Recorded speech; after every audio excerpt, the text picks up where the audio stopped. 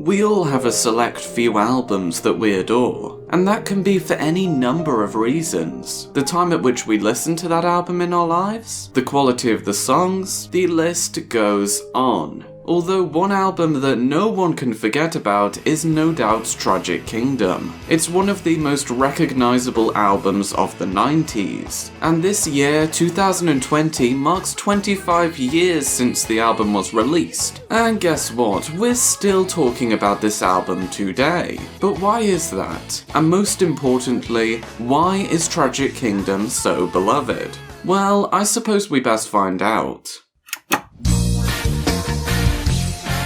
Tragic Kingdom is the first No Doubt album I listened to. This is mainly because the album features most of the band's songs that I was familiar with. Don't Speak, Just a Girl, Sunday Morning. I mean, from a distance, anyone would think this is a greatest hits album, but no, it's surprisingly not. This was No Doubt's third studio album. Released in 1992, their first album titled No Doubt, yes, that is what the album's called, was considered a commercial failure for selling only 30,000 copies. The band went on a national tour in support of the album, though their record label Interscope refused to support the tour. The band then signed out of Interscope Records, and independently produced and released the Beacon Street Collection in 1995. This album performed much better than the first, selling around 100,000 copies, which resulted in Interscope supporting their third album, Tragic Kingdom. But obviously, it wasn't that easy. They lost members, and bassist Tony Kanal broke up with Gwen Stefani. Due to this, most of Tragic Kingdom deals with their relationship. The album came from a place of great pain, and I believe this all resulted in one of the best albums of the 90s, as Tragic Kingdom would go on to sell over 16 million copies. Not to mention, the album received mostly positive reviews from critics. Now, the album cover is just iconic at this point. You have the band members with Gwen's brother Eric Stefani here too. He did leave the band in 1994 before the album was released, yet I suppose they felt it was necessary to have him included in the photos for the album. The front cover touches on a lot, the theme of oranges, and of course how Gwen was the main focus, with her in the front while the other band members can be seen in the background. This almost caused the band to split up, but that's a story for another time. The colours are vibrant and eye-catching. Also, the back of the album consists of the band members this time turned away from us, looking at a screen showing someone having stood on an orange. As for inside, we have the lyrics featuring various pictures of the band members performing live. And if you're anything like me, you may have the picture disc for this album, consisting of Spiderwebs, an obvious reference to the first track. And we have the text stating No Doubt, then Tragic Kingdom. If you didn't know already, the album is called Tragic Kingdom, as the band members grew up near Disneyland. It's a play on words, Magic Kingdom, Tragic Kingdom, see? Nonetheless, we're not here to discuss the artwork, or even the title of the album. Rather, we're here to look at the main attraction, the music. Compared to the first album and the Beacon Street Collection, No Doubt's sound has changed. This is mainly due to the fact that Gwen Stefani started writing the songs. Once it came to Tragic Kingdom, though prior to this, Eric Stefani had done all the songwriting. However, is this change in sound good or bad? Well, that's entirely subjective. Although, as for genres, Tragic Kingdom is predominantly ska punk, which makes perfect sense. No Doubt are a ska band after all, and they were influenced by the likes of Madness, The Specials, and The Selector. Other genres on Tragic Kingdom are new wave and pop, so this album is definitely not lacking in variety. Yet, how does the album begin? Well, we begin with Spiderwebs. In terms of instrumentation, this song has a triumphant sound, and the band members have explained that's mainly why they liked ending their live shows with this track. Which does beg the question, Why does Tragic Kingdom begin with Spiderwebs? Well, who knows, but it still works well as the opening song. No Doubt has stated that they were initially inspired by Blondie's cover of The Tide is High when it came to the instrumentals for Spiderwebs, and just from listening to the two songs back to back, the inspiration is rather obvious.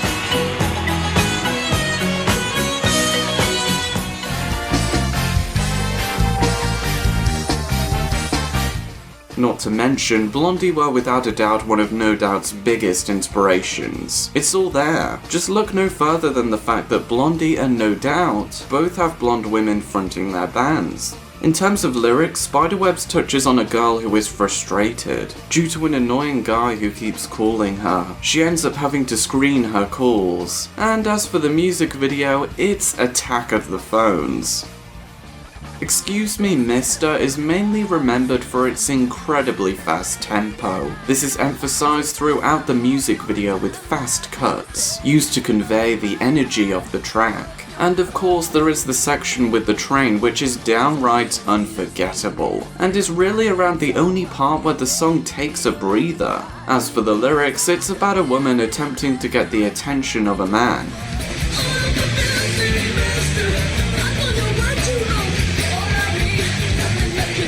She doesn't want to be ignored, she just wants a little of his time. As I stated earlier, the instrumentals are fast-paced, and this makes Excuse Me Mister an especially great song to perform live. Next we have Just a Girl. I suppose the meaning would be most appropriate to discuss first. The lyrics have had many different interpretations over the years, although Gwen just wrote the song about being a woman. She touches on the problems which she faces due to her gender, such as not being allowed to drive late at night. I could continue to discuss the lyrics, yet I believe you get the point. Just a Girl is an example of the sheer variety found within Tragic Kingdom. This song is new wave, and much like Excuse Me Mister, Just a Girl has a rather fast tempo. Before we finish looking at Just a Girl, it's only necessary that we take a brief look at the music video. Believe it or not, the video had a low budget when compared to other music videos for the time, but that didn't stop the video from being one of No Doubt's best. It helps to reinforce the meaning of the track, as we see the difference between the male and female restrooms. Right, we have Happy Now, a real rock song. The second this track starts is loud, powerful, and to no one's surprise, it's got a fast tempo. Geez, No Doubt seem to love having fast-paced songs. The lyrics are hard-hitting, obviously being on the subject of a breakup. Instead of analysing several lines, I'll just leave you with what Tony Kanal had to say. Those are some seriously intense words. Indeed, couldn't have put it better. What's next? Different people. This song touches on how the world is a big place. It's also diverse, having a variety of people, plants, and animals. Listen, lyrically, Different People isn't too deep, yet it's a nice ska track. Not the best Tragic Kingdom has to offer, however, at least it doesn't fall into the category of being skippable. And that is exactly where Hey You belongs. Hey You, more like no thank you. Remind me not to attempt to be funny again. The track starts off sounding as if it could be intriguing, until it takes a nosedive. The lyrics are passable, but still nothing to take note of, and the instrumentation is not great. All I'm going to say is Hey You is the definition of filler. Moving on.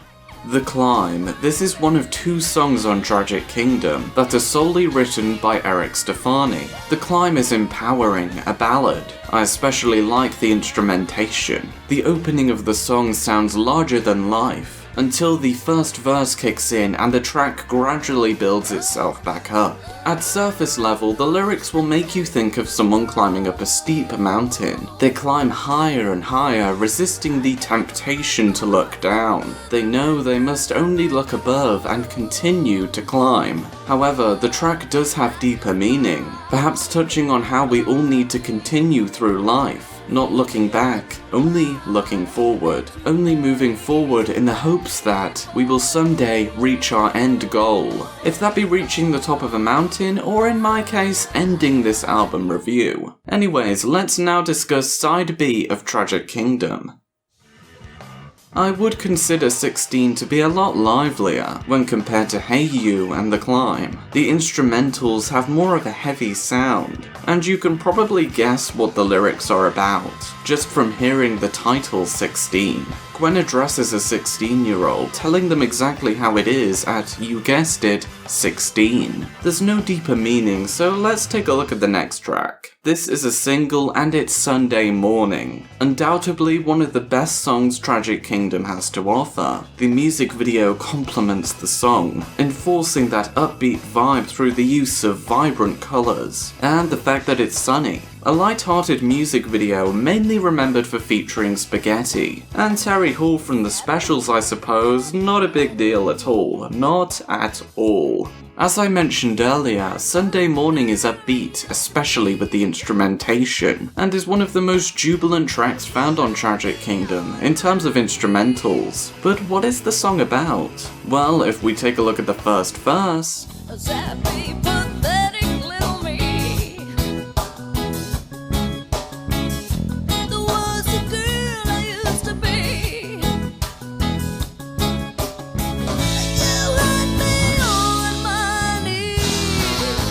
the girl was seriously upset and hurt by the ending of the relationship. Meanwhile, the boy seems to be fine without her. She wished she could swap places with him, but then the chorus comes in. He comes in with the breeze. The girl had finally moved on, yet the boy has changed. He wants to get back with her. They've switched places, as it were. The girl finds this amusing, although she sees right through him, knowing that he only wants to get back together because he can't find anyone better. The girl then realizes she's much better without him, and that's how the song ends.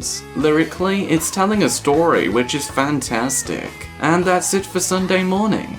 We now have Don't Speak, which has been discussed time and time again. Listen, I've already done a full video on this song, so check that out after this review if you wish to see more of an in-depth analysis of the track. Though here is a brief look at Don't Speak. Firstly, everyone on Earth knows Gwen Stefani wrote the lyrics about Tony Kanal leaving her. It's about a breakup. As for the instrumentation, well, you know it's astounding, especially with that acoustic guitar solo I adore, and the music video touches on how the media tended to only focus on Gwen while completely ignoring the other band members of No Doubt. There you go, Don't Speak is probably the best song on this album. So what is after one of the best songs of the 90s? Right, we have You Can Do It, which isn't a single. However, it's danceable, not as danceable as anything featured on Rocksteady, but still danceable. Anyone up for a Rocksteady album review, by the way? Nevertheless, yes, You Can Do It is a pleasant surprise. This track is yet another example of how Tragic Kingdom has something for everyone.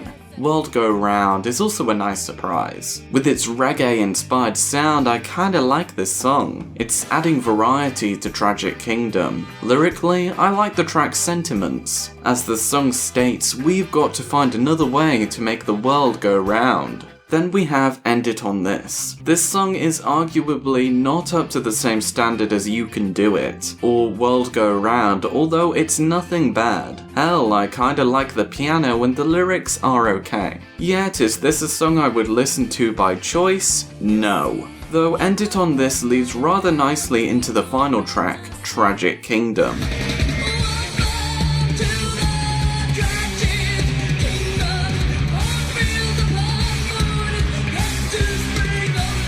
Eric Stefani wrote this song, and I think you already understand what this track is about, but just to spell it out to you, it's about Disneyland, and Eric describes it as a place that has become worse and worse over time. Also, I just thought I'd mention the first two lines of the chorus.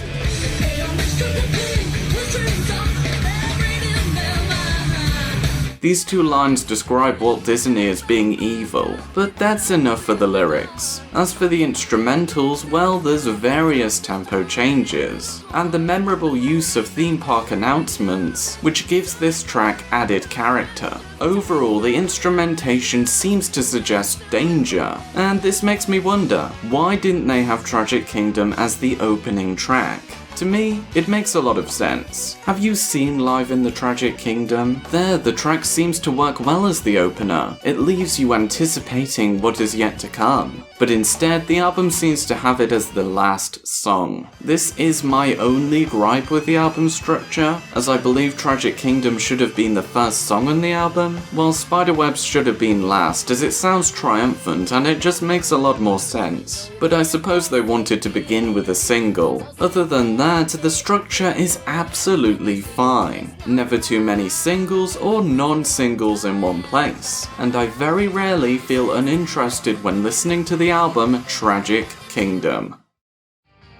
25 years later and Tragic Kingdom is still an astounding album. Sure, it may not be perfect, however it would be idiotic of me to ignore the fact that this is probably No Doubt's best album. The album has variety, many spectacular tracks, and is structured reasonably well. So, if you're wanting to get into No Doubt's music, I mean, Tragic Kingdom is an amazing place to start. Honestly, it's to no one's surprise why we're still discussing this album today, and I hope watching this video has given you a greater insight into why No Doubt's Tragic Kingdom is so beloved.